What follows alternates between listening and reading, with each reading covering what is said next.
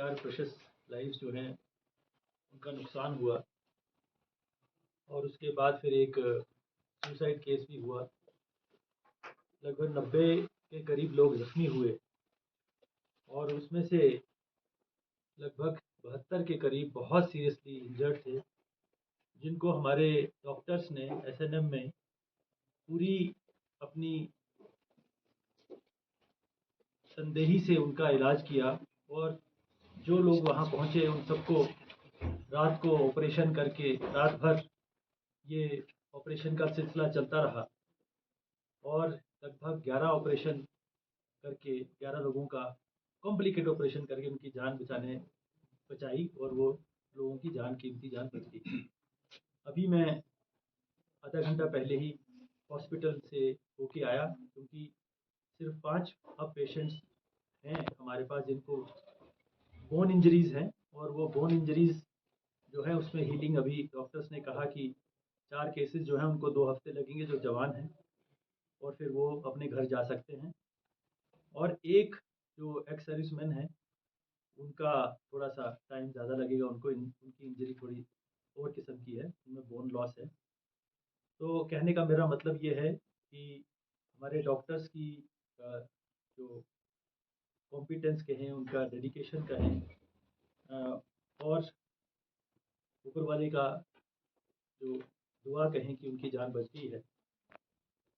जहाँ तक जो लोग कुछ अरेस्ट हुए थे, क्योंकि कानून भी अपना काम करता है, तो जो लोग अरेस्ट हुए थे उसमें से भी आज की डेट में सभी लोग ऑलमोस्ट रिहा हो चुके हैं। सिर्फ 23 के करीब लोग जो हैं वो हमारी कस्टडी में नहीं है, उसे हम जुडिशियल कस्टडी कहते हैं। वो कोर्ट की कस्टडी में होते हैं, जेल के अंदर होते हैं और कोर्ट की कस्टडी में होते हैं, और उनको रिहा करने की जो अथॉरिटी है वो कोर्ट्स को होती है, हमें नहीं होती। तो ये लोग भी जो हैं, कोर्ट्स जो जब भी इनको रिहा करते हैं तो ये भी रिहा हो जाएंगे।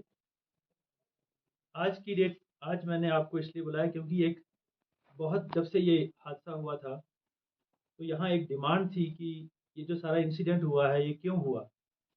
क्योंकि जब ये धरना बैठा था तो पीसफुल धरना बैठा था, सब ने एश्योर किया था हमें कि ये पीसफुल रहेगा। और जब ये 24 को जब ये इंसिडेंट होना भी था, जब ये इकट्ठे लोग होने भी थे, उस वक्त भी हमें डबली एश्योर किया गया था। हर एक जो कम्युनिटी के लीडर्स हैं, जो यहाँ के रिस्पेक्टेबल्स हैं, उन्होंने हमें एश्योर किया था कि कुछ नहीं होगा, ये पीसफुल रहेगा। क्योंकि लद्दाख के लोग जो हैं वो अपने पीस लविंग नेचर के लिए सारी दुनिया, हिंदुस्तान में, हमारे मुल्क में भी जाने जाते हैं। नेशनलिस्ट हैं, पैट्रियोटिक हैं, इनका कंट्रीब्यूशन हमारे फ्रंटियर्स को बचाने में बहुत ज़्यादा रहा है। तो किसी को भी ये उम्मीद नहीं थी कि ये कोई वायलेंस का कोई चांस हो सकता है। लेकिन फिर उसके बाद वायलेंस हुआ, अनफॉर्चुनेट हुआ, और कम्युनिटी लीडर्स ने खुद तस्लीम किया अपनी कॉन्फ्रेंसेज में, जो प्रेस कॉन्फ्रेंस दी, कि हमारे कंट्रोल से बाहर चली गई थी सिचुएशन। तो जब भी ऐसी सिचुएशन आती है, जब बहुत सारे लोग इकट्ठा होते हैं और अगर कोई ऐसा स्पीचेस होती हैं जिससे कि इमोशंस या पैशंस बढ़ते हैं, तो जाहिर बात है यूथ जो है, जो तस्लीम खुद किया लीडर्स ने कि वो हमारे कंट्रोल से बाहर हो गए। तो अनफॉर्चुनेट इंसिडेंट हुआ। डिमांड यही थी कि ये क्यों हुआ, इसकी एक जुडिशियल इंक्वायरी सुप्रीम कोर्ट के जज के थ्रू होनी चाहिए। हालांकि हमने मजिस्ट्रियल इंक्वायरी तो इमीडिएटली ऑर्डर कर दी थी एक आईएएस ऑफिसर के सदारत में, और वो चल रही है। लेकिन एक बार बार हमको ये रिक्वेस्ट आती थी कि हम तब तक जो है वो एश्योर नहीं होंगे जब तक आप इसको किसी सुप्रीम कोर्ट के जज के थ्रू एक जुडिशियल इंक्वायरी ना करें, ताकि सब सच्चाई जो है वो सामने आ जाए। पर्पज़ यही रहता है कि फ्यूचर में ऐसा कभी ना हो। तो मैंने इसलिए बुलाया है कि गवर्नमेंट ऑफ इंडिया ने ये सारी बातें ध्यान में रख के, इनकी डिमांड्स को ध्यान में रख के, क्योंकि इनसे बातें चल भी रही थी लीडरशिप से, तो आज ये जुडिशियल इंक्वायरी जो सुप्रीम कोर्ट के जज करेंगे वो अनाउंस हो चुकी है, उसका ऑर्डर निकल चुका है। मैं ये ऑर्डर आपसे शेयर करूंगा। एक फॉर्मर जज ऑनरेबल सुप्रीम कोर्ट के डॉक्टर जस्टिस BS चौहान, उनकी सदारत में अब ये जुडिशियल इंक्वायरी होगी। इसको असिस्ट जो एडमिनिस्ट्रेटिव जो इसका सपोर्ट या इसको असिस्टेंस है वो हमारे एक IAS ऑफिसर करेंगे, और इसको जुडिशियल असिस्टेंस जो है वो इस कमीशन को जो है एक बहुत ही सीनियर जुडिशियल ऑफिसर करेंगे।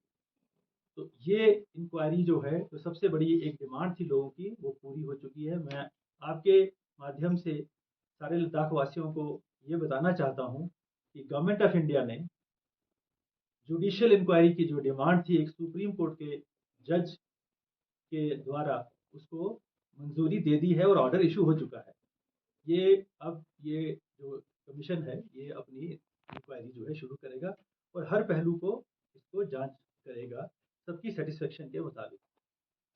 मेरा सिर्फ ये रिक्वेस्ट है कि हम एक बहुत अनफॉर्चुनेट इंसिडेंट से गुजर चुके हैं बहुत रिसेंटली, और ये हमारे दिमाग में बहुत ताज़ा ताज़ा है, और हमने बड़ी मुश्किल से पहले इंटरनेट रेस्टोर किया, फिर स्कूल रेस्टोर किए, फिर बाजार रेस्टोर किए, और फाइनली 15 तारीख को हमने 163 जो है उसको भी रिमूव कर दिया, क्योंकि हमारे लद्दाख का जो भी इकोनॉमिक एक्टिविटी है वो हमारे टूरिज्म पे डिपेंड करता है, हमारे बिजनेस पे डिपेंड करता है, हमारे ट्रेड पे डिपेंड करता है, और हमारे बच्चों का यही पढ़ने का टाइम है। अभी हमारे लगभग 1500 के करीब पोस्ट जो है उनका एडवर्टीजमेंट डिस्ट्रिक्ट बोर्ड्स दोनों के थ्रू हो चुका है। उस पर बहुत तेज़ी से जो है एप्लीकेशंस भी आई हैं, उसके एग्ज़ाम की तैयारी हो रही है। LSSB जो लद्दाख का अपना बोर्ड है वो कॉन्स्टिट्यूट हुआ है, और उसने भी जो है उसकी भी हम एग्ज़ाम की तैयारी जो है नवंबर में कर रहे हैं। सब बच्चे इस वक्त जो हैं अपने फ्यूचर के लिए इन नौकरियों के लिए जो है वो अप्लाई कर रहे हैं।